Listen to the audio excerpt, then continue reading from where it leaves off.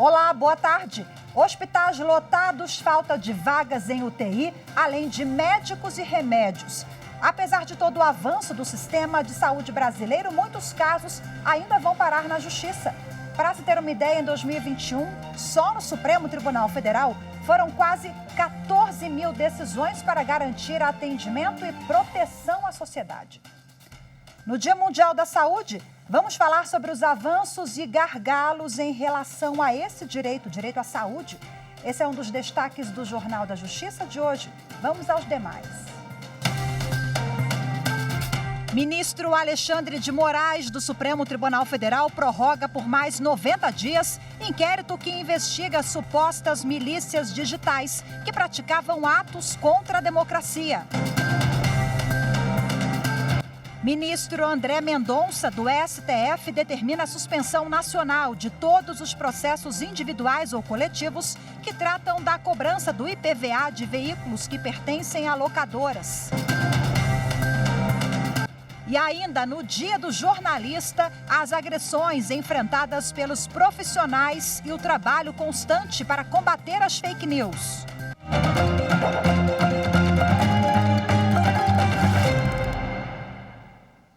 Com a autorização da Justiça Federal, a Polícia Federal faz uma operação para apurar um ataque cibernético ao portal da Rádio Justiça. Estão sendo cumpridos 2 mandados de busca e apreensão e 2 mandados de prisão preventiva no estado de São Paulo e 2 mandados de busca e apreensão no Paraná.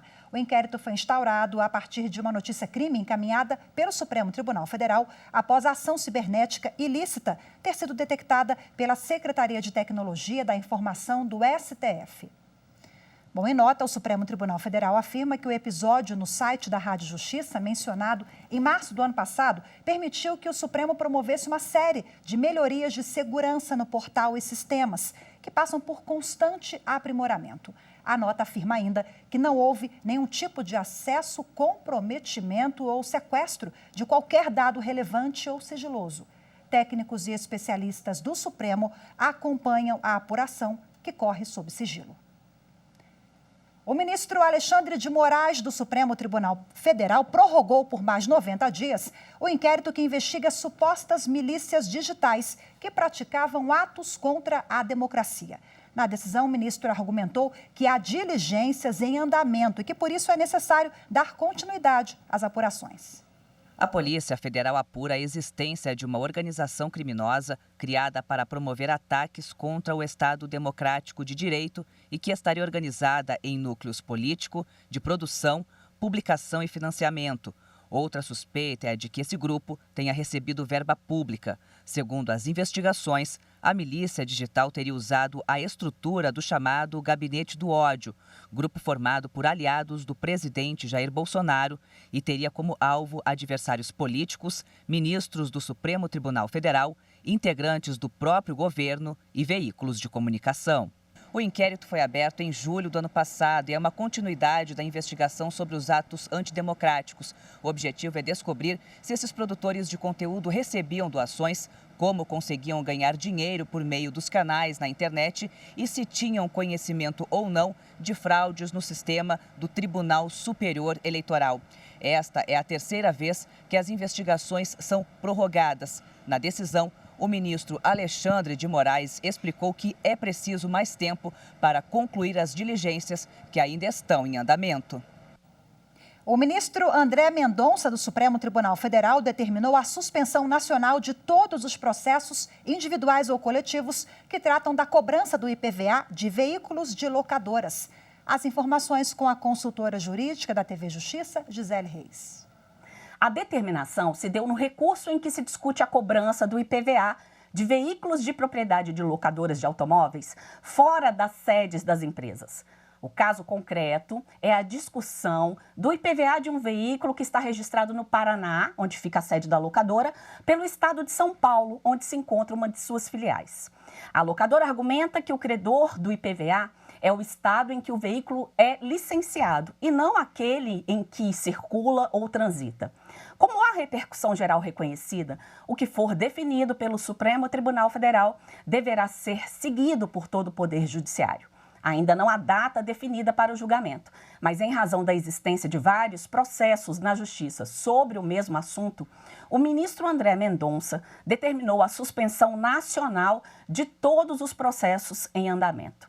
A decisão considerou o cenário de relativo tumulto entre, de um lado, o fisco e de outras empresas quanto à cobrança de IPVA. Além disso, destacou as implicações jurídicas e também administrativas que podem surgir para a discussão de débitos tributários. Esses casos agora ficarão paralisados na Justiça até que o Supremo se manifeste de forma definitiva. Mas os juízes e tribunais poderão analisar pedidos urgentes para evitar dano irreparável. Daqui a pouco tem sessão plenária no Supremo Tribunal Federal. Vamos agora conferir a pauta de julgamentos desta quinta-feira. A pauta ambiental continua para os ministros reunidos na sessão plenária desta quinta-feira no Supremo Tribunal Federal. 5 processos ainda estão nesta pauta, sobre o tema ordem social. O primeiro é uma ação que pede a inconstitucionalidade de dispositivo que cria o Fundo Nacional do Meio Ambiente por excluir a sociedade civil do Conselho Deliberativo da entidade. Em seguida, outro processo que questiona decreto que outorgou a coordenação da Operação Verde Brasil 2 para o Ministério da Defesa, o que teria retirado a autonomia do IBAMA para atuar como agente de fiscalização. 2 ações diretas de inconstitucionalidade também estão na pauta. A primeira, contra a resolução do Conselho Nacional do Meio Ambiente, que dispõe sobre padrões de qualidade do ar. Aqui se alega omissão na tarefa de proteger os direitos fundamentais à informação, à saúde e ao meio ambiente ecologicamente equilibrado. A segunda questiona alterações, por meio de medida provisória, em lei sobre a Rede Nacional para a Simplificação do Registro e da Legalização de Empresas e Negócios. A alegação é que a mudança gera possibilidade de concessão automática de alvará de funcionamento e licença ambiental para empresas de grau de risco médio. Fecha a pauta a ação contra a alegada omissão da União na paralisação do Fundo Amazônia e o Fundo Nacional sobre Mudança do Clima. Alega-se que a União deixa de disponibilizar R$ 1,5 bilhão de reais já em conta que legalmente devem ser usados para financiar projetos de preservação na Amazônia Legal. Mais informações sobre a pauta de julgamentos no site do Supremo Tribunal Federal, stf.jus.br. Em 5 anos, o ministro Alexandre de Moraes, do Supremo Tribunal Federal, reduziu 89% do gabinete dele no STF. Segundo dados divulgados pela assessoria do ministro, atualmente há 681 processos pendentes. Em março de 2017, o ministro Alexandre de Moraes tomou posse no STF na vaga deixada pelo ministro Teori Zavascki, vítima de acidente aéreo no Rio de Janeiro. Ao assumir o cargo, Moraes herdou 6.597 processos. Atualmente, o gabinete tem apenas 681, uma redução de 89,6%. Nos últimos 5 anos, entre os processos herdados e recebidos, Moraes chegou a ter mais de 30 mil ações no gabinete. 29.711 já foram solucionadas. A maior parte, recursos extraordinários e agravos de instrumento. Dos 5.791 recursos, apenas 274 estão no gabinete. Veja a seguir, no Dia Mundial da Saúde, vamos falar sobre a atuação do Poder Judiciário para garantir o cumprimento desse direito básico da população. Voltamos já. Falar da TV Justiça é falar com muita felicidade sobre um veículo que leva conhecimento jurídico para toda a população brasileira, com linguagem fácil e acessível. A TV Justiça também cumpre um papel super importante, suscitando debates dentro da academia jurídica, com os mais diversos atores que constroem a justiça em nosso país. O aniversário da TV Justiça é, na verdade, um grande presente para o nosso país, para a sociedade brasileira, para todos nós.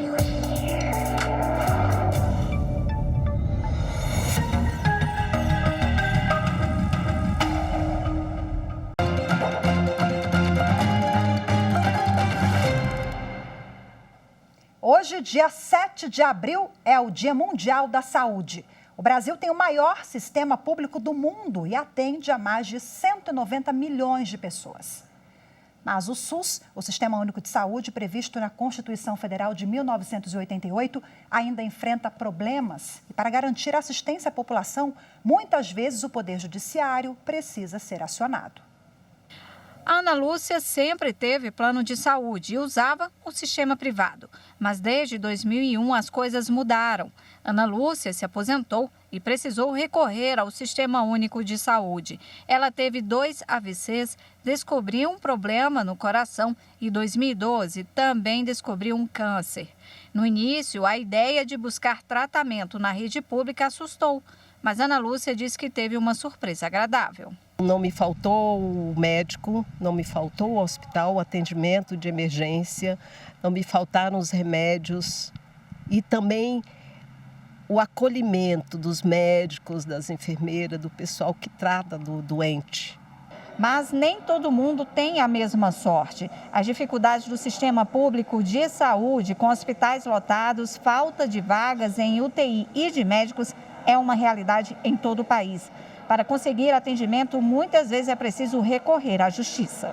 Um estudo do Conselho Nacional de Justiça em 2019 mostrou que as demandas judiciais de saúde aumentaram 130% entre 2008 e 2017 e o número de processos cresceu 50%.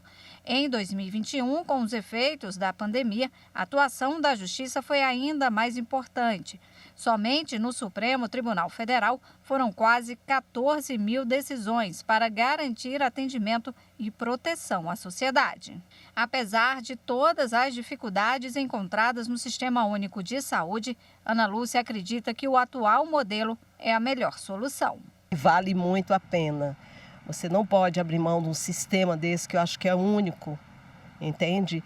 E dificuldade difícil, todo mundo tem nesse sentido de procurar, de ser, até no particular. Você não vai no particular e é atendido imediatamente. Às vezes você leva horas, mesmo com a consulta marcada. No SUS também é assim. Bom, e no Dia Mundial da Saúde, para repercutir o direito à saúde, eu converso agora ao vivo com o advogado Samuel Marçal, que é especialista nessa área. Seja bem-vindo, muito obrigada pela participação mais uma vez. Muito obrigado a você, obrigado aos seus ouvintes, é sempre um prazer participar com vocês aqui. Prazer é nosso, Marçal. Bom, vamos falar um pouquinho sobre o Sistema Único de Saúde. O Brasil foi precursor em incluir na Constituição Federal, em 1990, a lei que cria essa universalização à saúde. Só que, na prática, a gente tem muitos gargalos ainda, né? Você acha que o que falta para a gente poder engatar e dar mais efetividade? Então, a gente tem uma referência mundial. O SUS realmente é uma referência e os governos trocam e o sistema continua. O fato de sermos um país continental e todo cidadão brasileiro poder ser atendido nas áreas em que ele necessita é uma referência. Uhum. A nossa legislação do SUS é uma legislação justa, a gente tem previsões legais adequadas, inclusive no regulamento do SUS. Acho que o gargalo, talvez um dos maiores gargalos que o Brasil se ressente é de gestão, né? E uma combinação entre o agente público, o agente operador, o próprio judiciário. Se houver um combinado de ideias e de ações, a aplicação da legislação do SUS, com certeza, vai impulsionar muito mais ainda o resultado excelente que a gente tem hoje. Marçal, o SUS ele nasce com a Constituição de 1988. Em 1990 veio a lei, né, que cria o sistema, e ela vem sendo atualizada na sua avaliação, uma lei que está conectada com a nossa realidade hoje? Então, normalmente as atualizações acontecem sim, algumas com muito mais repercussão, outras com nem tanta repercussão. Destaco aqui, por exemplo, atendimento a mulheres vítimas de violência doméstica. Elas podem ser atendidas de maneira muito mais discreta, né, e especializada. Cirurgias estéticas ou cirurgias plásticas também já vieram com uma previsão específica dentro da legislação do SUS. Uma atualização que teve em 2018, importante. Antigamente, você tinha um especialista por área, trabalhando 40 horas por semana. Hoje, a legislação do SUS previu pelo menos 3, atuando nas suas áreas de especialidade, 40 horas por semana. Então, vem sendo feito sempre uma atualização à medida que as demandas aparecem. A pandemia provocou atualizações naturais, inclusive. Então, A atualização ela é simples e ela é ágil. A gestão e a aplicação é que muitas vezes não atende na mesma proporção. Mas sim, é uma legislação atual. E quando a gente fala de gestão, infelizmente, quando ela não é feita de forma adequada ou como deveria, os casos chegam no Poder Judiciário, que precisa dar respostas, e a gente tem aquele fenômeno de judicialização da saúde. Eu digo fenômeno porque ele realmente vem crescendo a cada ano, e a gente citou na matéria que só em 2021, 14 mil decisões, só do STF, do Supremo Tribunal Federal, né? Ela é necessária? Como é que você avalia? Rafaela, eu vou te dar um exemplo meu, tá? Eu sou um usuário do Sistema Único de Saúde, inclusive na pandemia, eu precisei colocar meu nariz no lugar porque eu sofri uma fratura e fui atendido no hospital aqui em Brasília, muito bem atendido e muito rapidamente, né? Esse foi o meu caso. Alguns casos simples, inclusive que eu já advoguei, situações simples se tornam complexas, a menos que sejam judicializadas, né? E, infelizmente, a judicialização ela vem para suprir, e aí a minha opinião, uma falta de convergência, não só na judicialização da saúde, mas também na politização da saúde. A gente entende que se o agente público, independente da esfera em que ele atue, se ele tivesse uma ação de visitar, por exemplo, hospitais, como tem em caso de pandemia, em caso de queda de barranco, né, que vai para a cidade, todo mundo vai lá comparecer, quando tem problemas em presídios também comparece, essa mesma energia acontecesse também na área de saúde, com o agente público indo lá, estando lá, utilizando lá, a judicialização demoraria ou seria menos demandada se houvesse um movimento judicial e político atuando nisso aí. Mas hoje a judicialização ela é fundamental para que algumas situações que ainda não tiveram, inclusive, atualização, possam ser resolvidas através da atuação de um advogado do Poder Judiciário. Ok, muito obrigada mais uma vez, um prazer sempre conversar contigo, viu? Boa tarde, Marçal.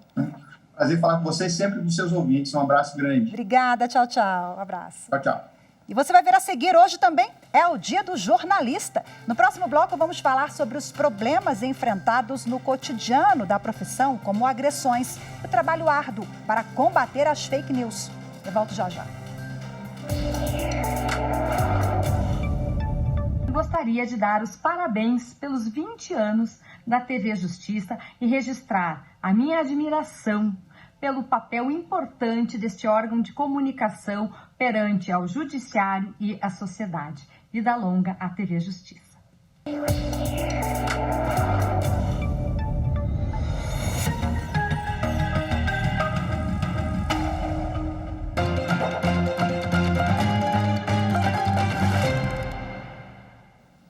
O presidente do Superior Tribunal de Justiça, ministro Humberto Martins, restabeleceu a decisão da ANEEL, a Agência Nacional de Energia Elétrica, que revogou a outorga de usina termoelétrica para participar de plano de expansão de energia. Segundo a Agência Nacional de Energia Elétrica, a exclusão foi motivada pela incapacidade da empresa de estruturar economicamente o projeto. A usina Rio Grande foi contratada por leilão em 2014, mas até hoje não iniciou suas operações. Por isso, a agência revogou a outorga e rescindiu os contratos de comercialização de energia no ambiente de contratação regulada. A exclusão feita pela ANEEL havia sido suspensa pela Justiça Federal do Rio Grande do Sul em decisão confirmada pelo Tribunal Regional Federal da 4ª Região. Nas duas instâncias, o entendimento foi de que o atraso no início da operação da usina foi causado pela demora na obtenção de licenças ambientais. E, por isso, a empresa não teria culpa pela demora na execução do projeto, o que inviabilizaria a revogação das autorizações pela ANEEL. Ao reestabelecer a decisão da ANEEL, o presidente do STJ, ministro Humberto Martins, ressaltou que a sociedade não poderia ficar aguardando eternamente que a usina cumprisse as condições necessárias para o fornecimento de energia elétrica. Para o ministro, a ANEEL agiu dentro do seu poder fiscalizatório e cumpriu todas as exigências administrativas para revogar a outorga da usina, não cabendo ao judiciário interferir indevidamente na esfera de competência técnica e especializada da agência reguladora. O desembargador Sérgio Pinto Martins foi aprovado pelo Senado Federal para exercer o cargo de ministro do Tribunal Superior do Trabalho. Sérgio Pinto Martins foi aprovado com 49 votos. A votação ocorreu ontem no plenário do Senado Federal. Está aprovada a indicação do senhor Sérgio Pinto Martins para exercer o cargo de ministro do Tribunal Superior do Trabalho. Será feita a devida comunicação à Presidência da República. O desembargador assumirá a vaga de ministro do Tribunal Superior do Trabalho destinada à magistratura, em decorrência da aposentadoria do ministro Alberto Bresciani. Antes da votação no plenário, o nome do magistrado já havia sido aprovado na Comissão de Constituição, Justiça e Cidadania do Senado Federal, onde ele foi sabatinado. Martins vem do Tribunal Regional do Trabalho da 2ª Região, mestre em Direito Tributário pela Universidade de São Paulo, doutor e livre docente também em Direito do Trabalho pela USP, fez diversos cursos de especialização e de extensão. Na magistratura trabalhista, foi presidente da 18ª turma do TRT da 2ª Região por 10 anos e, desde 2020, era corregedor do tribunal. É autor de cerca de 700 artigos e tem mais de 50 livros publicados. O Senado também aprovou a indicação do juiz do trabalho, Giovanni Olson, para compor o Conselho Nacional de Justiça, na vaga indicada pelo TST. Hoje é o Dia do Jornalista. Um profissional que tem no Código de Ética o compromisso com a verdade, isenção e responsabilidade. Um trabalho cada vez mais árduo nesses tempos onde a notícia corre contra o tempo. Antes de uma notícia chegar até você, ela percorre um longo caminho. Apuração, checagem, rechecagem, revisão. O compromisso com a verdade requer muito trabalho. A gente segue princípios básicos do jornalismo, que são o da checagem exaustiva dos fatos e das fontes também, né?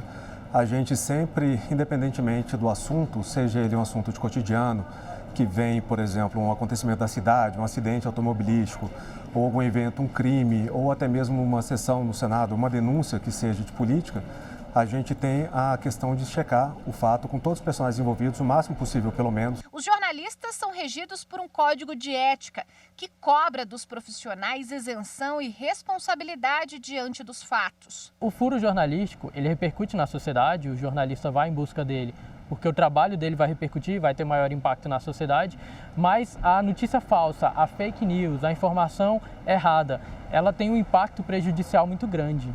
Então, é importante que a gente tenha responsabilidade, claro, no nosso trabalho, somos profissionais, e que a gente evite ao máximo o risco de publicar uma informação errada. Hoje em dia, o ofício do jornalismo necessita de mais cuidado ainda. Com a evolução da internet e a rapidez com que as informações circulam, é preciso atenção redobrada para não andar na contramão da notícia. Outro desafio são as tentativas de calar a imprensa.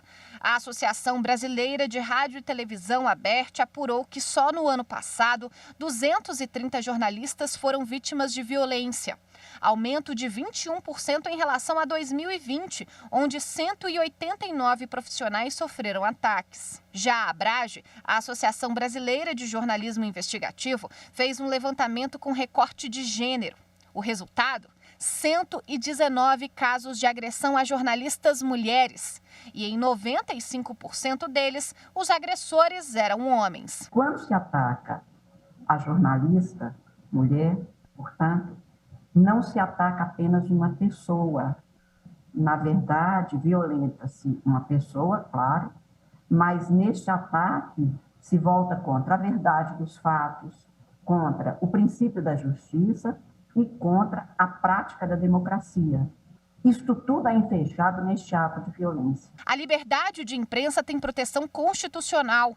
A maior lei do país garante que onde houver liberdade de imprensa, haverá espaço para a democracia. A nossa Suprema Corte vem reiteradamente reafirmando a importância da liberdade de imprensa, da liberdade de expressão, da livre manifestação, como princípios estruturantes do regime democrático, do regime republicano e democrático. Diante dos crescentes casos de notícias falsas e de tentativas de manchar a reputação das instituições, para o pesquisador Paulo Renat, o jornalismo profissional precisa se reafirmar como instrumento de propagação da verdade. A questão da pós-verdade, né, e particularmente os processos de desinformação, desafiam o jornalismo a tentar ter uma postura que se distinga, né, também pela forma na medida em que há uma tentativa clara de tentar se imitar o jornalismo para divulgar o que não é verdade. Parabéns a todos nós jornalistas, um abraço a todos os meus colegas jornalistas, força, luta e vamos nessa. Muito obrigada pela sua companhia, hoje ficamos por aqui, temos um encontro marcado amanhã, eu te espero, até lá, tchau, tchau.